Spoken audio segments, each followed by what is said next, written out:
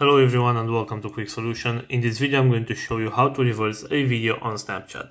So in order to do that I'm going forward to open my Snapchat app right here, and what I'm going to do is try to record a new video for the purpose of this tutorial, and I'm going to just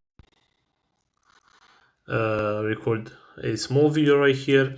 So basically right now what I'm going to do, if I'm going to swipe to my right here, as you can see, I'm able to scroll through some filters right here, and I'm just going to scroll through all of these filters until I'm going to find the reverse one.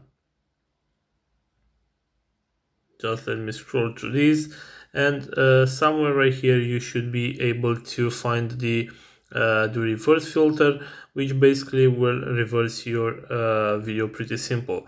But you'll have to keep in mind that this only works for new recorded videos. If you have already recorded a video and you want to upload that from your gallery, you will not be able to reverse this. So as you can see, you have right here the reverse filter, and you can simply reverse your video. So this is all for today, guys. I hope you enjoyed this video. If you did, don't forget to like and subscribe to the channel for more videos like this one.